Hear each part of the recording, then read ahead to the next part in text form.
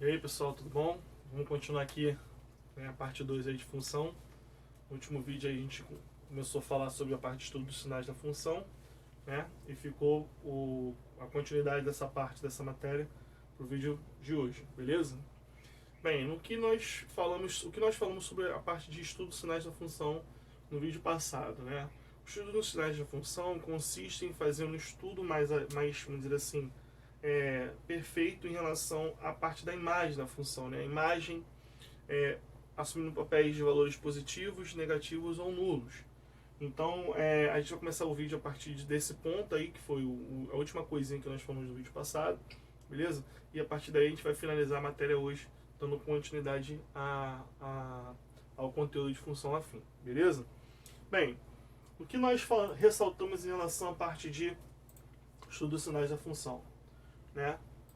Nós ressaltamos o seguinte: quando que a imagem é positiva, quando que ela é negativa e quando ela é nula. Nesse caso aqui, a gente vai ver dois casos, beleza, que vão caracterizar essas imagens positivas, negativas e nulas. Então, no primeiro caso aqui, eu tenho um caso em que uma função ela passa a ser crescente. Quando que a função é crescente, né? A função é crescente quando o A da função é positivo, como nós já vimos lá no vídeo passado. Beleza? Quando a função é crescente, essa imagem pode assumir três valores, positivos, negativos e nulos. Então aqui eu botei os três casos, né? E aqui é o comportamento do gráfico da função. Então a função é crescente, beleza? Nesse caso aqui eu representei o eixo AX, o eixo das abscissas. E esse ponto aqui onde o gráfico intersecta, né, o eixo X, é a minha raiz, que a gente aprendeu a calcular no vídeo passado, que é quem?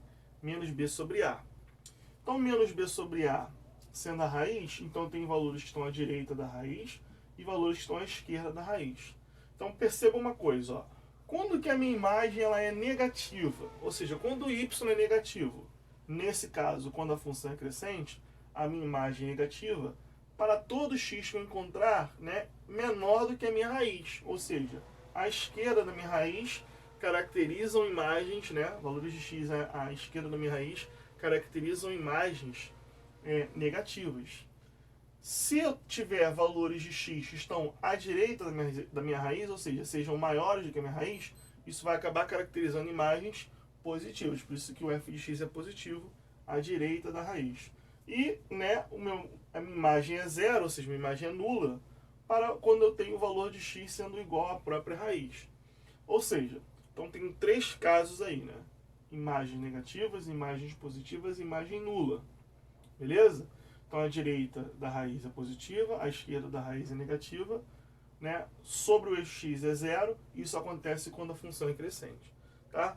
E quando a função é decrescente, né? Que é o segundo caso. Ó, segundo caso, função decrescente. Ou seja, o coeficiente angular da função sendo negativo.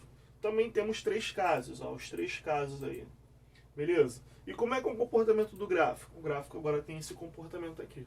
Ou seja, a função é decrescente, né? A esquerda da raiz é positiva, a direita da raiz é negativa. Está aqui a minha raiz, ó, menos b sobre a, como nós aprendemos a calcular no vídeo passado. Então a minha função tem imagens o quê? Negativas, quando eu assumo valores para x maiores do que a minha raiz. Então valores para x maiores do que a minha raiz, ou seja, a direita da raiz, geram imagens negativas. Valores, né, para x que são menores do que a minha raiz acabam gerando imagens o quê? Positivas. E quando eu tenho a própria raiz, a minha imagem ela é igual a zero. Cara, essa parte de estudo dos sinais é uma parte de extrema importância. Por quê? Cálculo de questões envolvendo domínio de função, beleza? Envolvendo imagem de função, envolvendo, por exemplo, soluções de inequações, produtos e quocientes do primeiro grau, que a gente está enfatizando aqui primeiramente, né? A função afim, função de primeiro grau. Essas questões que envolvem esse tipo de conteúdo são necessários o estudo dos sinais da função. Se você não souber fazer o estudo dos sinais da função, simplesmente a questão fica perdida. Você não consegue achar a solução para elas, beleza? Então a gente vai ver isso também depois, como é que a gente vai fazer essas questões aí. Mas por enquanto a gente vai focar somente nessa parte de estudo dos sinais. Bem, espero que vocês tenham entendido. Qualquer dúvida vocês podem perguntar depois. Vamos dar continuidade à matéria, beleza? Então, ó, agora a gente vai começar a falar aqui sobre os casos particulares de função afim. Lá no início da matéria, lá na parte de definição, eu falei para vocês o seguinte, ó, Uma função afim é definida dos reais para os reais, né? Tal que f de x é igual a x mais b, e eu considerei que o a fosse diferente de zero. Por que eu considerei que o a fosse diferente de zero? Porque se o a for igual a zero, eu vou ter um caso particular de função afim, que é o primeiro caso que nós vamos ver aqui, ó. Quando a função ela é constante. A função é constante quando? Vamos lá. É a função afim cujo possui seu coeficiente angular nulo, ou seja, o a da função é nulo, né, como eu botei ali, ó. Isso indica que a função não possui uma taxa de variação. O que acontece, pessoal? O que é a taxa de variação? A taxa de variação determina o quanto cresce aquela minha função ou o quanto ela decresce. E se ela não cresce, se ela não decresce, ela permanece o quê? Constante. Consequentemente, isso vai indicar que o meu coeficiente angular, que representa a taxa de variação da função, ele é zero. Ou seja, como é que é o gráfico que a função assume? Temos os exemplos aí, ó. Então a função ela é constante, tá vendo? Ou seja, é uma reta paralela ao eixo x, beleza? Pode estar acima do eixo x ou abaixo do eixo x. Isso indica para mim que a função é constante. Como é que essa função aparece pra gente? Assim, ó, f de x igual a b, f de x igual a menos b. Ou seja, f de x igual a 3, então aqui seria o ponto 3. F de x igual a 4, aqui seria o ponto 4. F de x igual a menos 2, aqui seria menos 2, assim por diante. Ou seja, olha lá, o ponto onde o gráfico intersectar o eixo y é o b da função. Beleza? Então a função é constante quando o a da função é igual a zero. Por isso que eu considerei que a função afim não é diferente de zero. Porque se for igual a zero, eu entro num caso particular da função. Tranquilo? Continuando aqui, ó, nós temos o segundo caso, né? Em que a função ela passa a ser chamada de função linear. O que é uma função linear? Vamos ver aqui, ó. É a função cujo coeficiente linear é nulo. Ou seja, agora não é o a que é igual a zero, e sim o b que é igual a zero. Por isso que a função agora assume o papel de quê? F de x igual a x. A x faz com que a função seja linear. O que acontece aqui, pessoal? Vamos ver, ó. Propriedade importante desse gráfico. Graficamente, ele intersecta o eixo OY na origem do plano cartesiano. Então, toda função que é linear, o b da função é zero, tá vendo? Se o b da função é zero, ela vai intersectar o eixo y no ponto de ordenada zero, ou seja, na origem do plano cartesiano. Então, a gente tem esses exemplos aqui, ó. Então, tá aqui, ó, a função f, a função q, g, a função h e a função s. Todas elas são lineares. Por que elas são lineares? Porque o b da função é zero, ou seja, elas estão passando pela origem, beleza? Consequentemente, eu tenho aqui a função f e g sendo funções crescentes, função h e s sendo funções o quê? Decrescentes. Não me importa se a função é crescente ou decrescente. Classificá-las como função linear depende somente se o coeficiente linear da função é zero, beleza? Então, todas essas funções aqui são funções lineares. Então, por exemplo, poderia ter aqui, ó, f de x igual a 2x, f de x, g de x igual a 4x, h de x igual a menos 4x e s de x igual a menos 2x, por exemplo. Tá? Teríamos as mesmas angularidades aqui, né? Vamos dizer assim, seria o suplemento do outro, o ângulo cujo esses gráficos formariam com o eixo x. Só exemplo, tá? Não precisa se preocupar com isso não. O que vocês têm que saber é linear. Quanto que a função é linear? Se o coeficiente linear da função for zero. Beleza? Bem, continuando, né? A função identidade. O que é uma função identidade? Função identidade também é uma função linear. Porém, ela tem uma característica importante, ó. É toda a função que associa cada elemento do domínio a ele mesmo, como imagem. Ou seja, a imagem para um determinado x é o próprio valor de x. Como assim? Significa dizer que se x for 2, o y, a imagem de 2, vai ser 2 também. Ou seja, se x for 2, o y é 2. Se o x for 4, o y é 4. Com isso a gente tem, ó, que f de x é igual a x, obviamente. Quem é f de x? É o meu y. Então y é igual a x. Se x for 2, o y é 2. Se x for 4, o y é 4. E assim por diante. Essa é uma função de extrema importância. Ela é uma função linear? É, por quê? Porque ela não tem coeficiente linear. Beleza? O coeficiente linear dela é zero. Consequentemente, qual é a característica dela? Ela tem que passar pela origem do plano cartesiano. Então foi aqui o desenho da função. Ó. Olha aí, ó.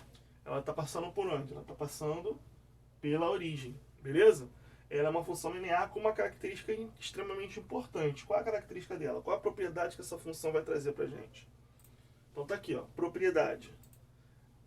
o grafo da função identidade é a bissetriz dos quadrantes ímpares. Então, como nós temos aqui, ó, primeiro, segundo, terceiro e quarto quadrante, essa reta é uma reta bissetriz dos quadrantes ímpares. O que isso quer dizer? Quer dizer que eu pego um ângulo de 90 graus aqui e divido em duas partes iguais, congruentes, né? Ou seja, o ângulo fica 45, 45. Isso vai nos dar uma propriedade importante quando a gente for falar de função inversa. Essa reta aqui vai ser de extrema importância para cálculo de funções inversas. Beleza? Então, é uma função linear? É, mas é um caso mais específico de função linear. Tranquilo? Então, a gente viu os três casos particulares. Quais são? Função constante, quando o coeficiente angular é zero. Função linear, quando o coeficiente linear é zero. E a função identidade, que é um caso, né, particular de função linear. Beleza? Continuando, vamos lá.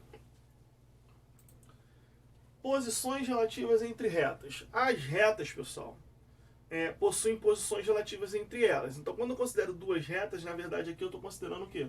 Duas funções. Então, para a gente fazer as posições relativas entre as retas, que são gráficos de funções de primeiro grau, eu tenho que ter duas funções, beleza? Então, por exemplo, aqui, ó, sejam as funções, né? f de x e g de x. Eu chamei f de x de ax mais b e g de x de mx mais n. No caso aqui, a é o coeficiente angular da função f, b é o linear da função f. M é o coeficiente angular da função g, n o coeficiente linear da função g. Tranquilo? Então são duas funções que até então eu considerei de maneira genérica. Eu não disse nada sobre a, sobre b, e nem sobre n, sobre n. Eu não estou dizendo que elas são iguais, nem nada por enquanto. Por enquanto a gente só está trabalhando com o quê? Duas funções genéricas. Como é que essas funções podem se comportar? Elas podem ter, né, como posição relativa as retas serem concorrentes. O que são retas concorrentes? São retas que se intersectam em um único ponto. Consequentemente, eu tenho essa estrutura aqui, ó. Claro que aqui eu considerei o quê? Uma função f e uma função g, como foi dada anteriormente. Sendo que eu considerei que f fosse uma função decrescente e g uma função crescente. Nesse caso, a gente pode ter duas funções crescentes se intersectando em um ponto. Ou duas funções também decrescentes se intersectando num ponto. Aqui apenas foi um caso ilustrativo, beleza? Não quer dizer que sempre uma vai ser crescente e outra vai ser decrescente. Posso ter as duas crescentes ou as duas decrescentes. O que importa é que elas têm que se intersectar em um único ponto para serem classificadas como retas concorrentes. Bem, o que está acontecendo ali? Está vendo que esse ponto é um ponto comum para as duas retas? Então, é um único ponto comum para as duas retas. Ou seja, todo ponto do plano cartesiano é representado por um par ordenado. Né? Então, esse ponto P, que é o ponto de interseção entre as retas, possui um x e um y associado a esse ponto. Esse y é o mesmo para G, que é o mesmo para F. Que, porventura, é quem? É o f de x e o g de x. Então, quando eu tenho que encontrar esse x e esse y na interseção, basta eu fazer o quê? Igualar as funções. Quando eu igualo as funções, eu vou encontrar o valor de x da interseção. Encontrando o valor de x da interseção, eu substituo em qualquer uma das duas para encontrar o valor de y da interseção. Beleza? Consequentemente, realmente falando aqui, ó, as retas se intersectam em um único ponto. Isso caracteriza elas como retas o quê? Concorrentes. Tranquilo? Temos um caso particular de reta concorrente aqui, ó. Vamos lá. Caso particular. Qual é o caso particular? As retas são concorrentes, porém agora elas assumem o papel de serem perpendiculares entre si. Quando as retas são perpendiculares, tem um caso aqui, ó, exemplo. A função f, a função g se intersectam no ponto P, beleza? Então esse ponto P é ponto comum tanto para f quanto para g. Mas agora, além de elas se intersectarem em um único ponto, elas se intersectam perpendicularmente. Ou seja, naquele ponto P, f de x é igual a g de x, continua o mesmo processo, só que aqui eu carrego uma propriedade ainda importante. Por quê? Geralmente, quando eu tenho essa informação na questão, né, a gente aprendeu a calcular as funções, achar as funções, né? A função f de x igual a x mais b. De que maneira? O coeficiente angular da função, se ele me desse a tangente do ângulo, se ele me desse o quê? 2 pontos do grafo. Provavelmente, numa questão como essa, o cara vai te dar 2 pontos da função f e vai te dar um único ponto da função g. Como é que você calcularia, então, né, o coeficiente angular da função g se você não sabe a tangente desse ângulo e você não sabe também, por exemplo, 2 pontos do gráfico? Então fica difícil. Então a propriedade que eu vou falar agora para vocês é para calcular o coeficiente angular, né, de uma das funções numa questão como essa. Então, por exemplo, aqui, né, para que as retas sejam perpendiculares num ponto dado, o produto dos coeficientes angulares dessas funções tem que ser o quê? Igual a menos 1. Então, o coeficiente angular da função f vezes o coeficiente angular da função g, que é a e m, tem que dar menos 1. Se você tem dois pontos da reta f, você consegue calcular o coeficiente angular da reta f. Beleza? Se você não tem dois pontos da reta g, não se preocupa. Joga aqui que você vai achar o coeficiente angular da reta g. Tranquilo? Achando o coeficiente angular das duas retas, você consegue calcular o quê? As funções propriamente dita. Aí você acha a função f, acha a função g, joga as funções iguais para achar o ponto de interseção. Foi? Vamos lá, continuando, hein? O caso em que as retas podem ser paralelas ou coincidentes. Quando que as retas são paralelas? Então, por exemplo, aqui, ó, tem a função f, tem a função g, considerei que elas sejam paralelas, né? Repare que se elas são paralelas, a reta OX acaba sendo o quê? Acaba sendo transversal às retas f e g. Ou seja, esse ângulo alfa e esse ângulo beta são os ângulos representados no sentido anti-horário entre as retas e o eixo AX, ou seja, a tangente desse ângulo e a tangente desse ângulo representam os coeficientes angulares da função. Como alfa e beta são iguais, isso indica para mim que o coeficiente angular da função f é igual ao coeficiente angular da função g. Mas percebam, ó, a função f intercepta o eixo y no ponto B. A função g intercepta o eixo y no ponto N. Então elas têm coeficientes angulares iguais, mas elas têm o quê? Coeficientes lineares diferentes. Consequentemente, para eu garantir que as funções sejam paralelas, o coeficiente angular das funções são iguais, porém os coeficientes lineares necessariamente têm que ser diferentes. Se esses coeficientes lineares forem também iguais, aí a gente entra num caso em que as retas são o quê? Coincidentes, ou seja, as retas vão ter infinitos pontos em comum. Como eu falei, ó, o ângulo gama agora vai ser o quê? O ângulo cujo a reta, né, faz com o eixo AX no sentido anti-horário.